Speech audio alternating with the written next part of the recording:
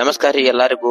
Strength training ಅಂತ ಹೇಳಿ ಎಲ್ಲಾರು ಕೇಳಿರ್ತೀರಿ. ಆಲ್ಮೋಸ್ಟ್ ಸ್ಟ್ರೆಂತ್ ಟ್ರೈನಿಂಗ್ ಆಗ್ಲಿ, ರೆಸಿಸ್ಟೆನ್ಸ್ ಟ್ರೈನಿಂಗ್ ಆಗ್ಲಿ ಅಂತಂದ್ರೆ ಏನಂತಂದ್ ಹೇಳಿ ಕೇಳಿರ್ತೀರಿ. ಬಟ್ ಎಕ್ಸಾಕ್ಟ್ ಆಗಿ ಸ್ಟ್ರೆಂತ್ ಟ್ರೈನಿಂಗ್ ಅಂತಂದ್ರೆ ಏನಂತ ಗೊತ್ತಿಲ್ಲ ಅಂತಂದ್ರೆ ಹೇಳ್ತೇನೆ, ಕೇಳ್ರಿ. ಸ್ಟ್ರೆಂತ್ ಟ್ರೈನಿಂಗ್ ಅಂತಂದ್ರೆ ನಿಮ್ ಮಸಲ್ಸ್ ಏನಿರ್ತಾವಲ್ಲ, ಆ ಮಸಲ್ಸ್ ನ ರೆಸಿಸ್ಟೆನ್ಸ್ ವಿರುದ್ಧ ನೀವೇನಾದ್ರೂ ಟ್ರೈನ್ ಮಾಡಾಕತ್ತೀರಿ ಅಂತಂದ್ರೆ we call it as strength training ಅಂತ ಮಾಡ್ಬೋದು. ವೇಟ್ಸ್ ಎತ್ತಿನೂ ಮಾಡ್ಬೋದು, ಮಷಿನ್ಸ್ ಯೂಸ್ ಮಾಡಿ ಮಾಡ್ಬೋದು, ಆರ್ ನಿಮ್ದು ಓನ್ ಬಾಡಿ ವೇಟ್ಸ್ ಇಂದನು ನೀವು ಮಾಡ್ಬೋದ್ರಿ, ನಡೀತತಿ.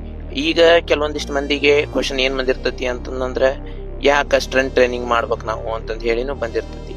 ಸೊ ಯಾಕೆ ಮಾಡ್ಬೇಕು ಅಂತಂದ್ರೆ, ಅದನ್ನ ಮಾಡೋದ್ರಿಂದ ಏನ್ ಆಕತ್ರಿ, ನಿಮ್ದು ಮಸಲ್ಸ್ ಬಿಲ್ಡ್ ಆಕ್ಕವು, ಫ್ಯಾಟ್ ಲಾಸ್ ಆಕೈತಿ, ಮೆಟಾಬಾಲಿಸಮ್ ಬೂಸ್ಟ್ ಆಕೈತಿ, ನಿಮ್ದು ಬೋನ್ಸ್ ಸ್ಟ್ರಾಂಗ್ ಆಕ್ಕವ್ರಿ, ನಿಮ್ದು ಪಾಸ್ಚರ್ ಕರೆಕ್ಟ್ ಆಕೈತಿ, ಕಾನ್ಫಿಡೆನ್ಸ್ ಇಂಪ್ರೂವ್ ಆಕೈತಿ.